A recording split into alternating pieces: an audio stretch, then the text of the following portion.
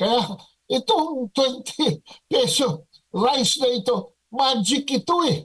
Para sa eleksyon lang ito. Pagkatapos ng eleksyon, ano nga naman tayo? Alam mo, ang mechanics nito ay mga bobo nag-isip. Unang-una, ang presyo ng bigas, 33. Tapos pamumudmod ng mga local government units na nagsishare ng 650, ang national sa local, 650, so 13.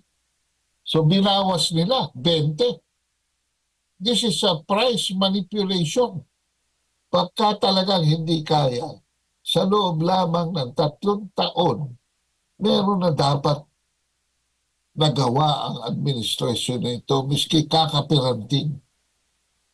Pero the only achievement of this administration is what I have already mentioned earlier, to be the achievements of Sara Duterte when she was Secretary of Education. Wala nang iba eh. Saan ka titingin? Sa infrastructure? Wala. Sa investments? Wala. Sa tourism? 24% short of target. Sa trade, bumababa.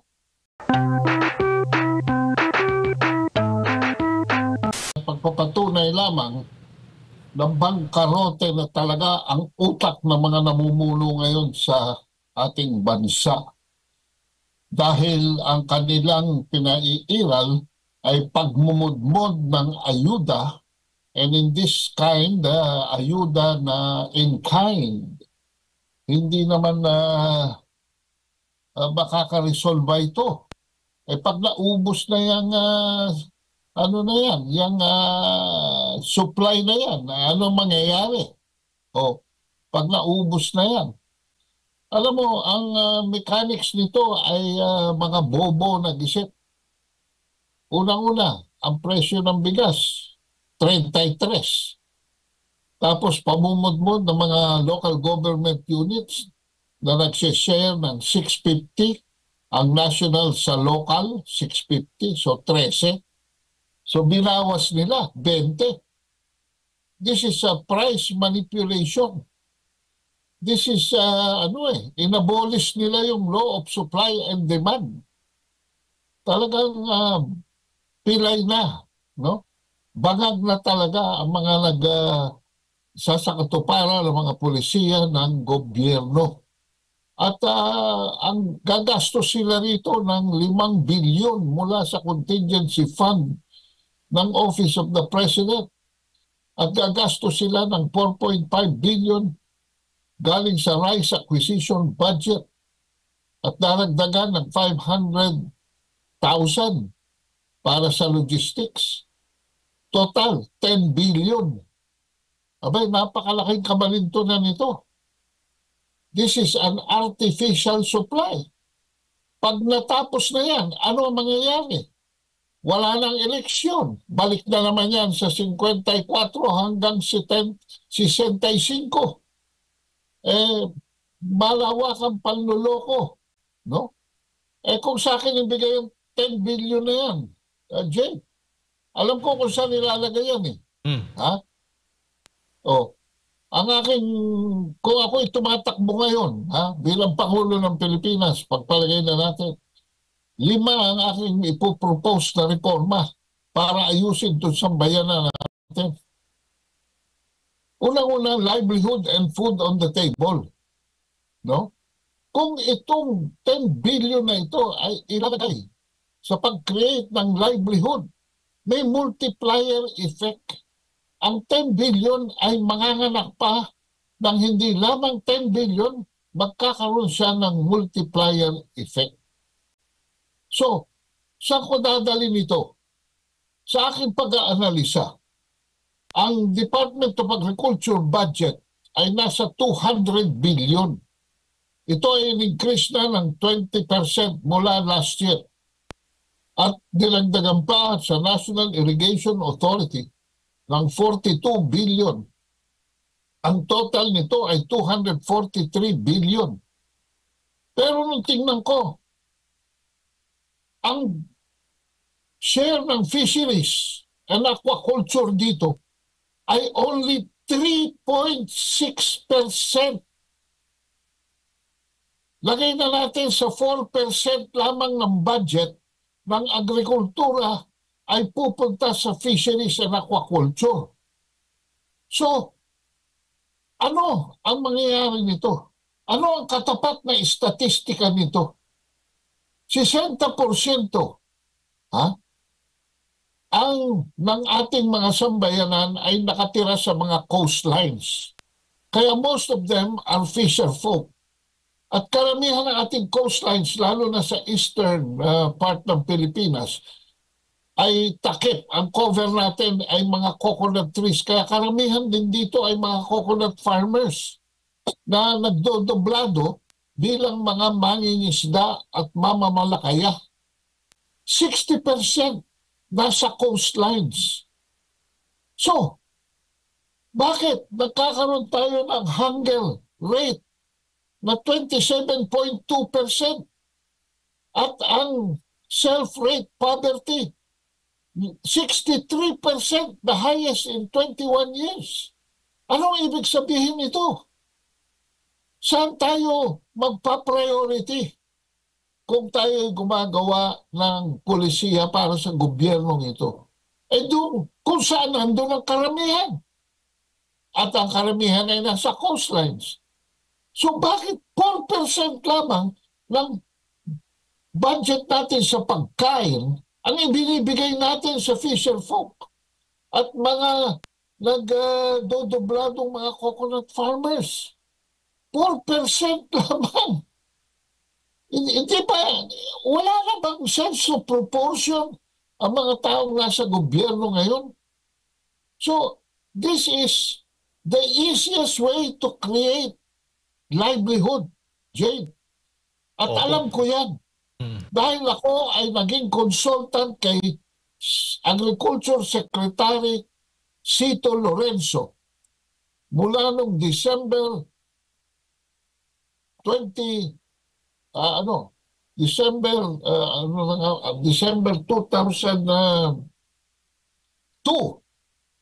hanggang July 2004, no? At wala kaming ganito kalaking budget. Pero sa aming mga programa, isinama namin ng private sector, and you know, we were able to produce 97% rice sufficiency. Eh ngayon yata wala pang 70% ang rice sufficiency natin. Wala kaming ganito kalaking budget. So, ang ginawa namin, teknolohiya. Dinala namin dito si Yuan Longping ng China para i-promote ang hybrid rice variety. At nag-hit kami. Pagkain para sa tao, bigas. 97% sufficiency. Pagkain para sa mga livestock, mga hayop, corn. Nakahit kami ng 83% sufficiency. Hindi ganito kalaki ang aming budget. Pero talaga namang binantayan namin ang korupsyon. Halos mag-zero corruption kami. At yan ang number one. Ha? Yan ang number one sa listahan ko kung ako'y tumatakbo sa pwesto ngayon. Ha? Food on the table, how do you get it? By creating jobs. Livelihood. Yan. Ha? Yan ang number one sa akin. Kaya itong 20 peso rice na ito, magic ito eh. Para sa eleksyon lang ito. Pagkatapos ng eleksyon, ano nga naman tayo? Samantalang kung ito ay ilalagay sa ating fisheries and aquaculture, wala ka tayong we cannot speak of a commercial fishing industry. And yet, tingnan nyo mga kabansa, nagkakagulo tayo sa kaliwa ng mapa natin, diyan sa South China Sea, pero ang laki-laki nung nasa kanan natin sa Pacific Ocean, wala tayong ginagawa. Oh, ang laking, it's a great body of water with tremendous potential. Doblehin mo ito. Yung 10 bilyones, idagdag mo rito sa 7 billion. Di 17 billion ngayon ang budget ng fisheries. Ilang cold storage ang magagawa niyan? Ilang puerto ang ma-develop niyan? Ilang after harvest, post-harvest, ang magagawa niyan? Ilang bangka na malalaking bangka, dahil tayo nasa basnig, ang ating fishing industry, nasa basnig. Ilang basnig ang may distribute natin sa 10 billion. Kadami-dami yan. Overnight, we can create, no less than, baka hindi lamang 5 billion jobs. Dahil pati yung, hindi lamang yung pangingisda, kundi yung pagdating ng mga harvest nila at mga huli nila, ipoproseso natin, kanin. Kailangan processing. Ano ang binibigay natin dyan sa Karanginan, dyan sa seaweeds, sa mga kapatid nating Muslim dyan sa Tawi-Tawi, Basilan at Sulu? Ano ang binibigay natin incentive? Wala. We are the largest provider of Karanginan. Bakit hindi natin i-promote yan? Yan ang sinasabi ko. Wala sa wisyo ang ating pamahalaan ngayon. Sabog, mga kabansa. Kaya yan ang aking unang pambungad na salita dito. Jade, thank you.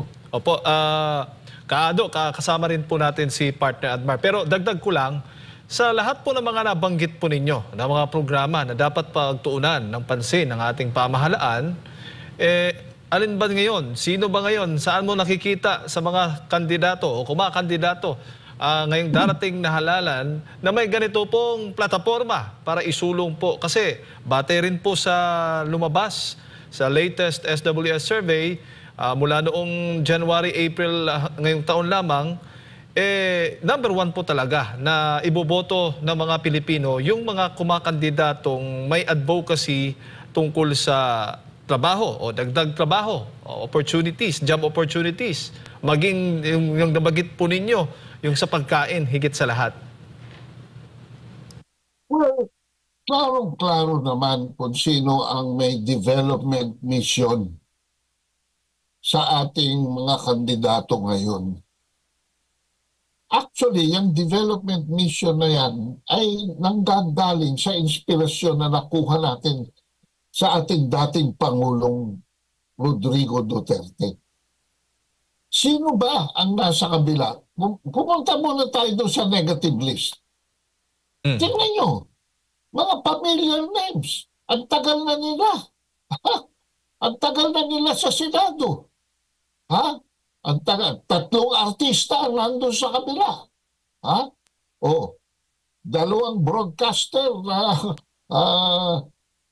gustong isuplant ang ating gobyerno nandun din sa kaliwa. Karamihan ng mga pangalan na nandun sa kabila ay mga familiar names at karamihan sa kanila ay nagsilbi na. Nadagdagan pa ng isang boksingero. Ano ang kanilang plataforma? Wala. Alyansa Bagoong. Kaya nga naging bagoong fermented na yung kanilang mga plano. Kumbaga yan sa show business, no? Dahil yung mukhang number 1 sa kanila ron, mga showbiz people Kumita na. Matagal nang kumita, laos na. Pero dito sa kabila, itong partido ni Presidente Duterte, nakita naman natin, mga achievers ito sa larangan ng lawmaking. Sino tatalo rito kay Marcoleta? Sa larangan ng pagpugsa at advokasya laban sa korupsyon. Sinong tatalo dyan kay Pastor Kibuloy? Sa larangan ng tamang abogasya. Sino mas matalino dyan kay Raul Lambino? Sa larangan ng kapakanan, lalo-lalo na sa ating kalusugan. Sinong tatalo dyan kay Bongo? Dito sa larangan ng peace and order. Sino hihigit pa dyan kay Bato de la Rosa? And I can go on and on. Alam nyo, ako'y nagdamit ngayon ng berde. Ito, ewan ko kung lumabas na berde ito. Kasi nakikiisa ako Dito sa Duterte, nandito lahat Doon sa kabila, mga laos. May dalawa pa dyan, scammer sino yung dalawa scammer dyan? Yung isa, dalawang passport, US passport at saka Philippine passport. Kung di ka naman espiya ng Amerika, pwede ka ba magkaroon ng dalawang passport? Kung hindi ka operative at ahente ka ng Central Intelligence Agency, paano ka magkakaroon ng dalawang passport? Yung isa naman, sinamantala, yung kapatid niya, naging DOT secretary. Sino nag-sponsor ng programa niya? Sa radyo at telebisyon. Din kapatid niya. May mga record na yung mga yan sa korupsyon. Siguro, sa kabila, maaari akong humirit, pero baka isa lang ang kunin ko dyan. Umalis pa.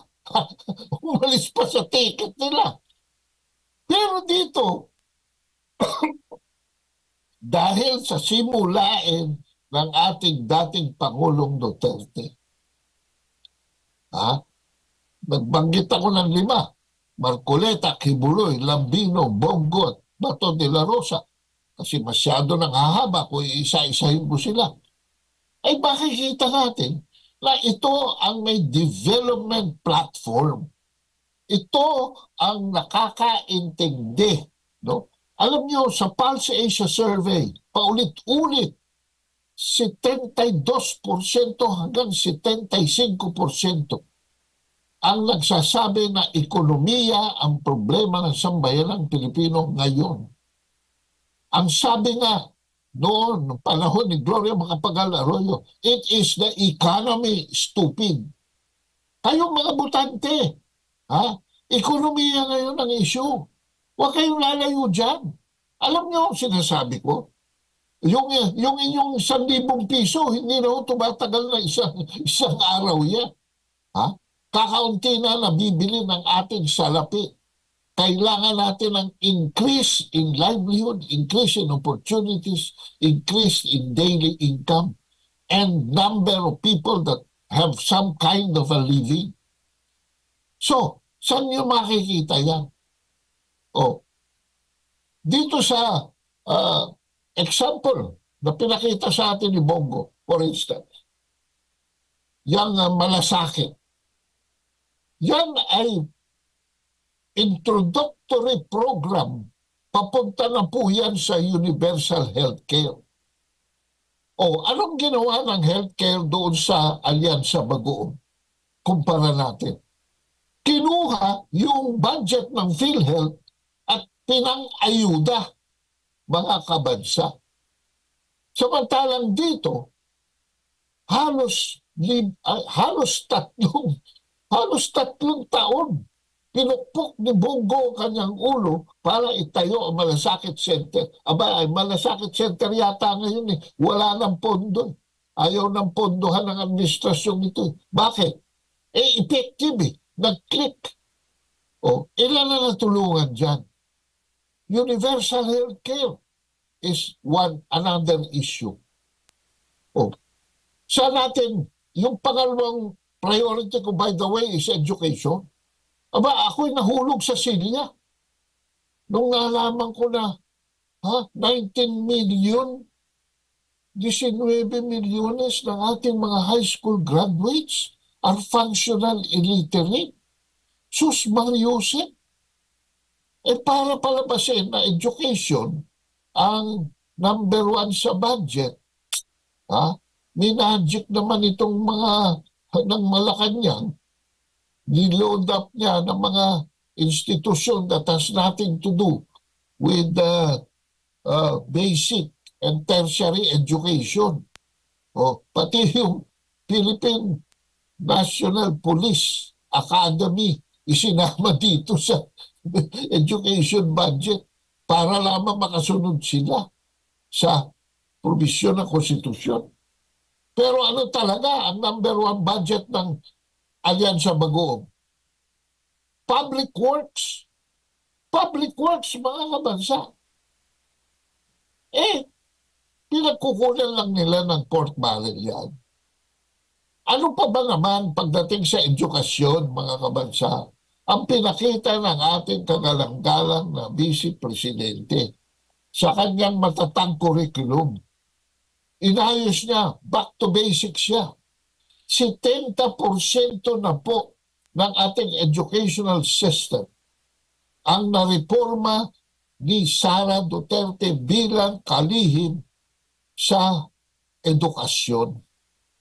Pero dahil nawala ang unit team, ito ho ay napunta kay Angara.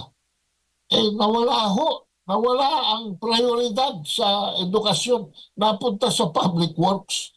Bakit? Wala silang kikitain sa edukasyon masyado. Ha? Sa public works, more than half pinaghahatian nila. 100%. Ha? 5,500 flood control projects. Ngayon, ito naman ang akin. Kung gusto talaga nilang magbigay ng ayuda, ilagay nila sa tama. Huwag nilang kunin sa program expenses at ilagay sa non-program ayuda. Hindi. Yun ang kanilang modus operandi. Kung gusto talaga nilang mag-ayuda, di pabagsakin nilang presyo ng elektrisidad. Yan ang pang-apat kong programa. Pag pinabagsak nyo ang presyo ng elektrisidad at ibinalik nyo sa taong bayan ang pag-aari ng mga energy industry, katulad ng ginawa ni Ferdinand Marcos Sr. noong kanyang katungkulan, ni-nationalize niya. Pag yan ay binalik nyo sa taong bayan, ang pag-aari ng lahat ng industriya elektrisidad, alam nyo ba kung sino ang inyong iniligtas sa kapahamakan? Ang middle class po natin, matindi ang tama sa kanilang kita buwan-buwan. Napupunta lamang sa Meralco, napupunta lamang sa Aboitiz, napupunta lamang sa Ramon Ang, napupunta lamang sa mga Enrique Rason at iba pang mga oligarko na nagkukontrol ng ating energy sector. Kung gusto niyo ng ayuda, ibalik nyo ang refundable na almost lampas na raw ng 1.5 trillion pesos sa mga consumer immediately, para bumagsak ang presyo ng elektrisidad. Yan ho, walang favoritism, walang politika. Kung sino nagbabayad ng electric bill, siya makakatanggap ng ayuda. This is how you save the middle class. At panglima, anong ginagawa ng ating turismo? From 2017 to 2019, 3 taon po mga kabansa. 3 taon. Noong 2017, 1,000,000 turista. Noong 2019, bago mag-pandemic, 1.7 million tourists. 4 million tourists po yun in a period of only 3 years. At kung hindi nag-COVID-19, palagay ko by the time nagtapos ang termino ni Presidente Duterte, nakakamal na tayo anywhere from 3 million tourists a year to 5 million tourists a year. Well, I have good news for you because nakikikonsyaba sa Amerikano itong administrasyon na ito na wala po ang independent foreign policy at nilagyan ng embargo ang Chinese tourists coming into the Philippines, ang Chinese investors coming to the Philippines, ang infrastructure projects ng mga Chino dito sa Pilipinas. Kaya tayo hirap na hirap, humarap sa inflation. Wala tayong sanggalang. Sa turismo lang. Kung tayo may 3, lagay na natin 4 million. Katulad ng 2017 to 2019. $1,000 po yan kada turismo sa makatuwid. Sa 4 million, 4 billion US dollars po yan. Katumbas ng 200 billion pesos, mga kabansa. Yan ang naghahanap ng solusyon na agad-agaran. Pero hindi po Tinitikis. Ano inuuna? Pagbili ng mga missile, pagbili ng mga aeroplano, pagbili ng mga gamit, panggera. Anong klase? Saan tayo napunta? Bakit tayo napunta dyan? Kaya ayusin na po natin ang ating bansa bago tayo ay maging isang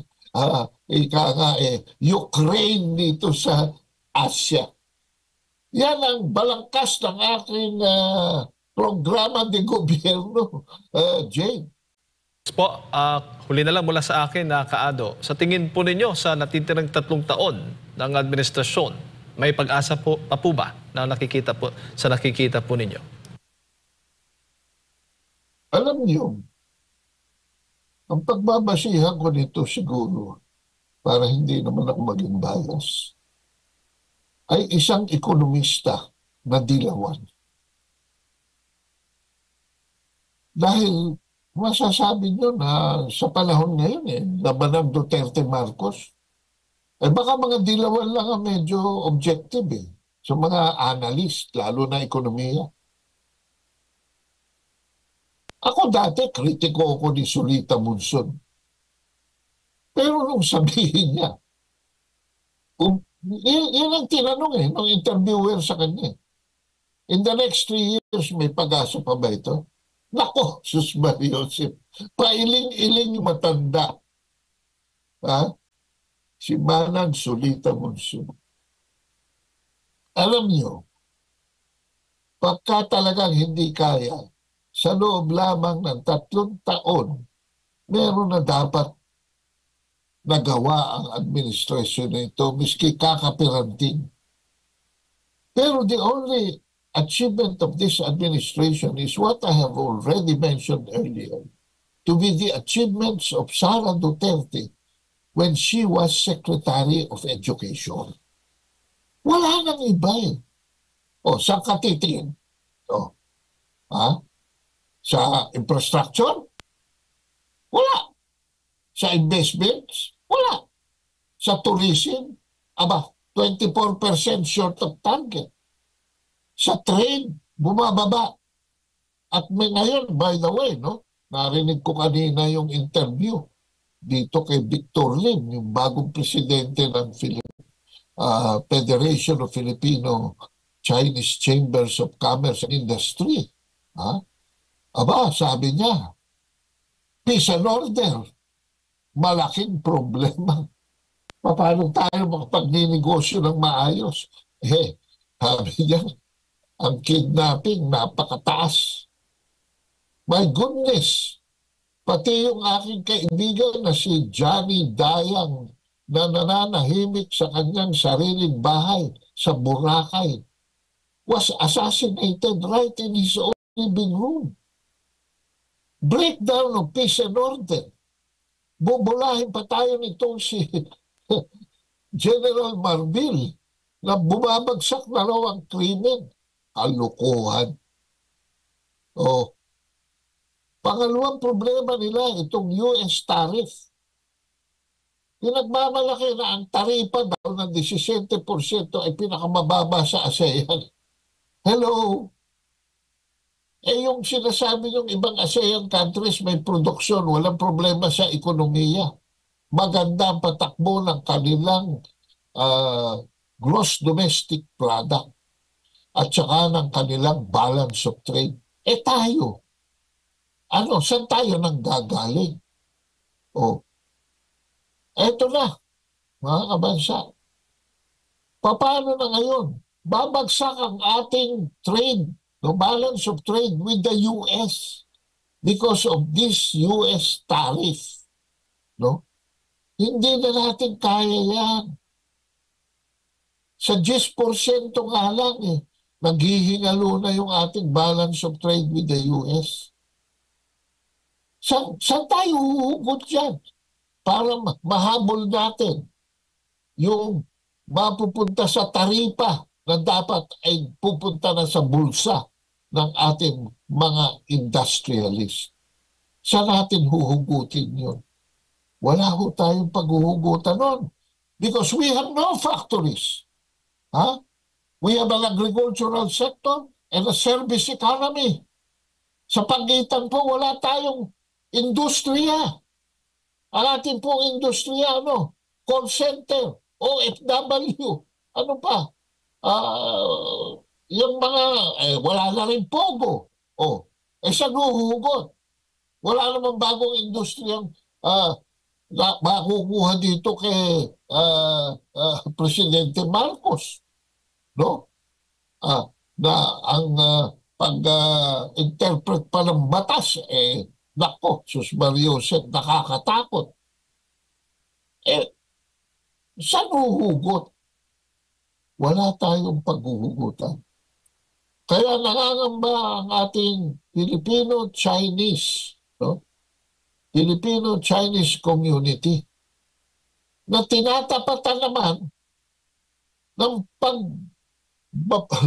bardagulan ng ating sinisimula ng ating Department of National Defense, National Security Advisor, National Bureau of Investigation, Philippine National Police, Philippine Coast Guard, ang pagyurang, ang dagul sa ating mga kapatid na Filipino-Chinese. Saan naman?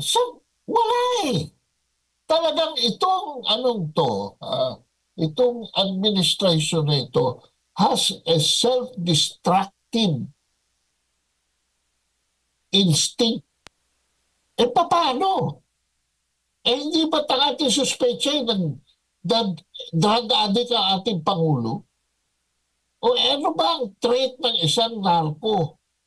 Hindi ba ganun towards self-destruction? Yan ang pattern. Recently, nakita nyo naman kung anong ginagawa nila.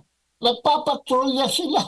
Ang ating Coast Guard nagpapatrolya sa high seas to protect daw our jurisdiction on exclusive economic zone. Hello, wala po tayong jurisdiction sa ibabaw ng tubig ng ating exclusive economic zone. Hello, masyado na pong malayo ang paglalayag ng inyong patrolya. You were 78 nautical miles away from Zambales, but you were already about 20 nautical miles only from Scarborough Shoal. So anong pinapatrolya ninyo?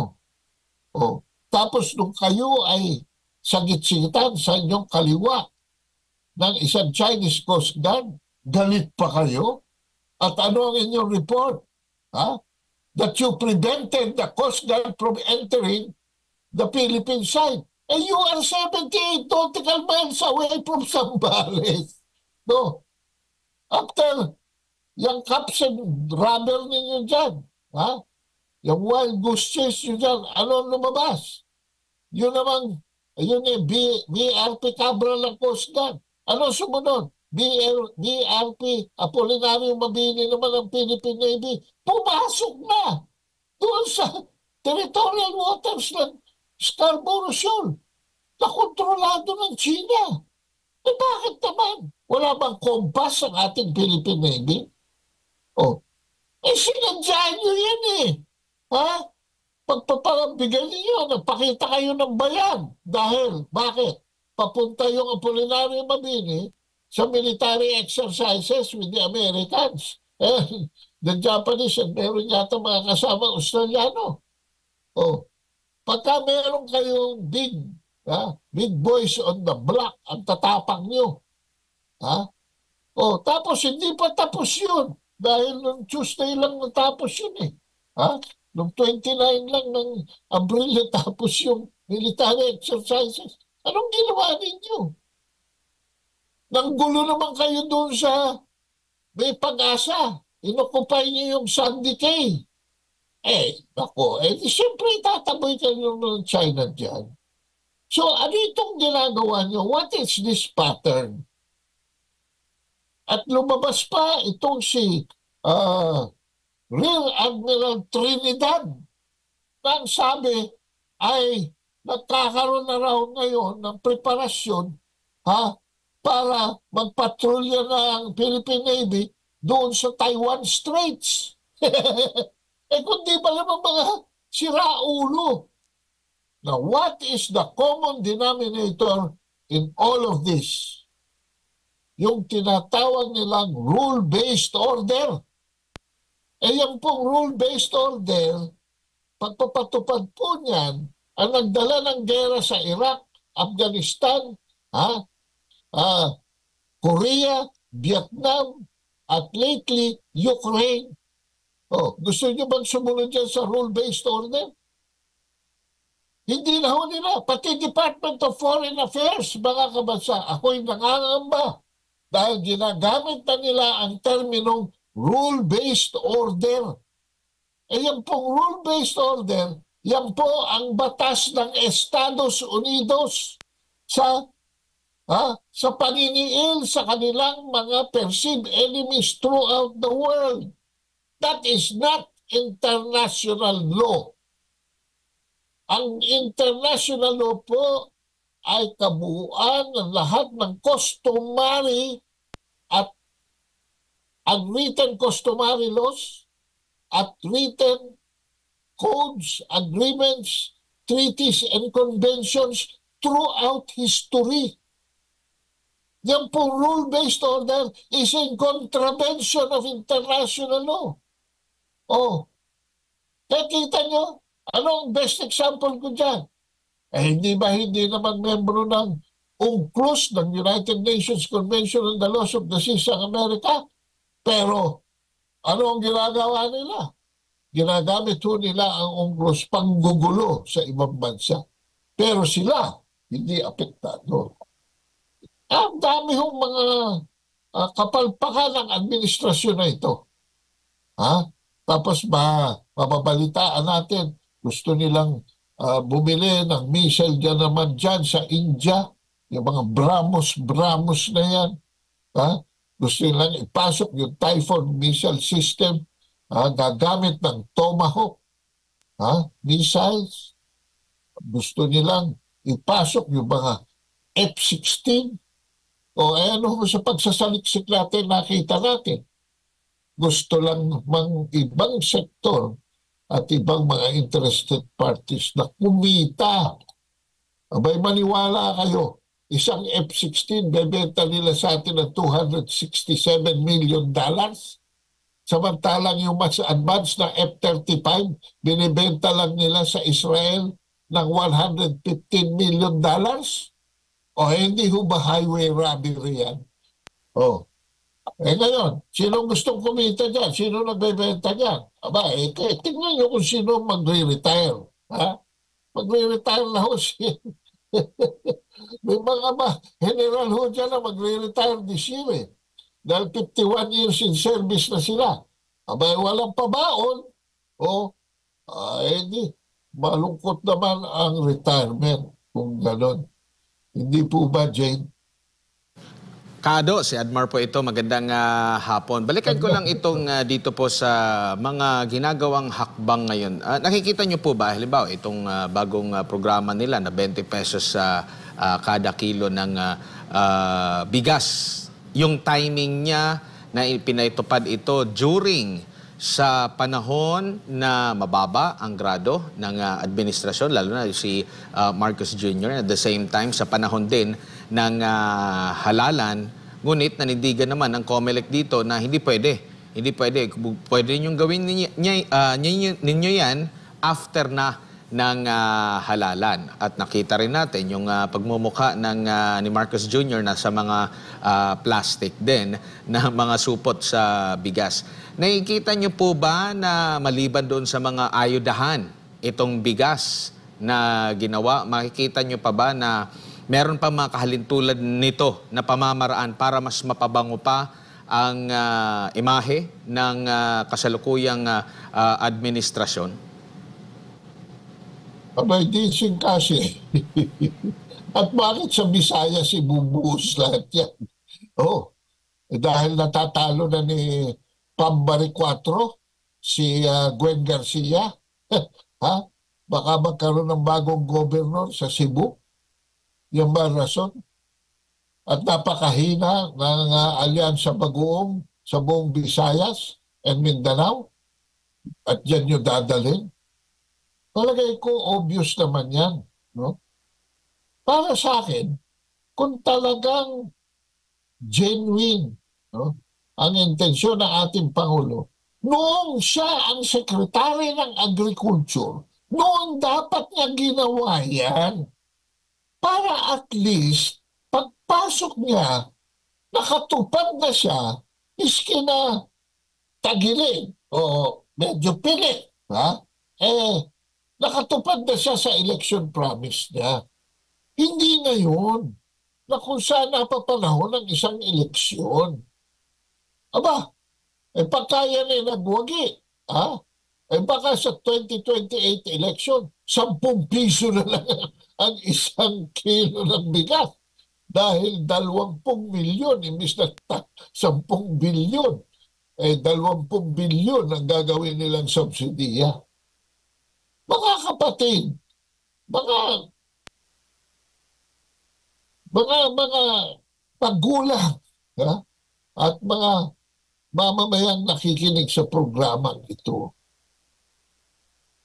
hindi ho ba dapat na ang mga ginagawang ganyan ay pangmatagalan?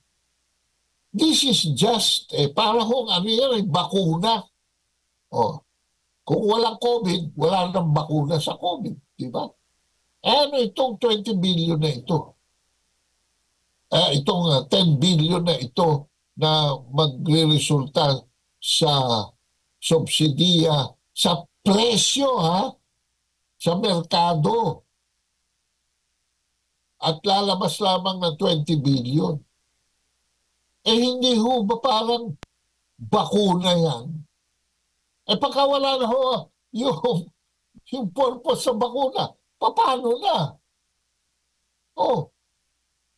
Gano'ng katagal lang matatagal yan? Pagka yan kinalat sa buong Pilipinas, baka 1 linggo lang yan. Pag yan kinalat sa buong Bisaya, baka tumagal na mga 3 linggo hanggang 6 buwan.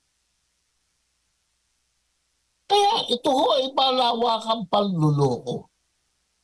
Ang sabi ko nga, imbis na dyan mo ilagay yan, the most appropriate place for that, kung talagang maganda ang inyong intensyon, is to help the fishing industry. Yan ang aking plataporme para yung karagatan na pinanggagalingan ng gulo ngayon ay maging, imbis na problema, ay maging solusyon. Pero anong ginawa ninyo?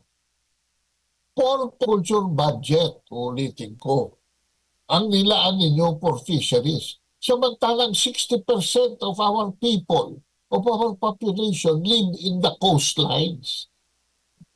There are more fishermen in this country than any other trader, than any other work. And it is the easiest sa agriculture po, and specifically sa fisheries, ang pinakamadaling mag-create ng jobs. Nung kami ni Sito Lorenzo dealt with a million, gumawa kami ng 1